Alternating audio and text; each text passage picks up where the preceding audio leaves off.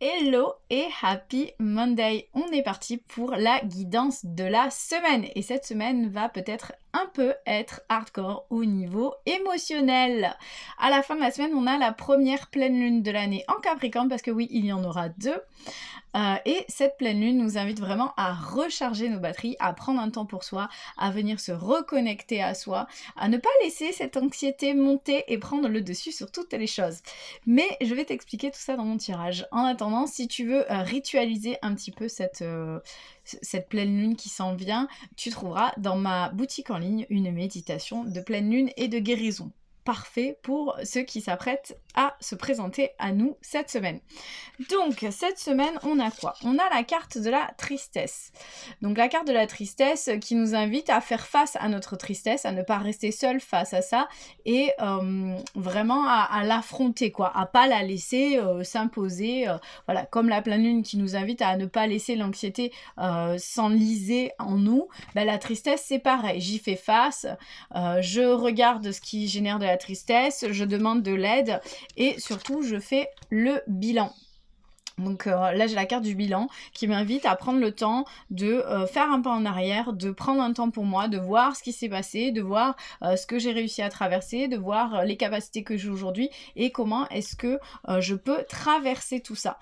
Et la bonne nouvelle du jour, c'est qu'on a la carte de la renommée. La carte de la renommée, ça veut dire que tout ce que tu vas mettre en place, ça va réussir. Donc il y a vraiment ce bilan qui va être nécessaire pour faire face à ta tristesse et pour peut-être pouvoir la digérer une bonne fois pour toutes, qu'elle ne soit plus là comme un chapeau de tristesse que tu portes tous les jours et te dire ok, je change de casquette et je mets la casquette de la bonne humeur parce que j'ai compris pourquoi cette tristesse était là, j'ai compris ce qu'elle m'apportait, maintenant j'ai la capacité d'avancer pas sans, parce qu'elle fera toujours partie de ma vie, de ce que j'ai vécu, mais sans qu'elle m'alourdisse.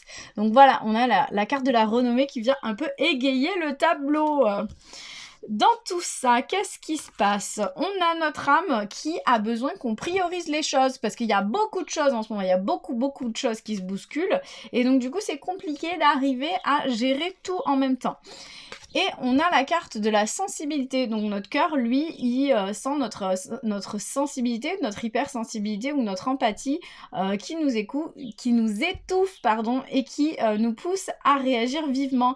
Et donc notre cœur nous invite à nous ancrer, à nous déposer, à prendre un temps pour ressentir nos propres émotions. Bon, mais ça va un petit peu avec tout ce qu'on s'est dit juste avant, avec la tristesse et le bilan. Donc c'est vraiment le temps de prendre un temps pour faire face à toutes ces émotions. Et le corps, lui, il t'invite tout simplement à rayonner, il t'invite à laisser cette lumière sortir de toi, à prendre ta place, à prendre la lumière, à tout simplement être qui tu es vraiment sans éteindre cette lumière. Et l'univers, lui, son petit conseil, c'est la terre. Donc c'est l'ancrage, encore une fois, c'est de prendre le temps de faire appel à la magie de la terre, de l'élémentaire, pour te reconnecter à ta force, à ta puissance, pour te reconnecter à ta force de transformation, mais aussi à ta douceur. Donc voilà, en gros, ancre-toi à elle et elle te montrera la voie pour retrouver la puissance et la force dans ta capacité à transformer les choses. Voilà pour cette guidance de la semaine. J'espère qu'elle t'aura parlé. Si c'est le cas, mets-moi un petit commentaire. Je te souhaite une belle journée, une belle semaine et on se retrouve lundi prochain.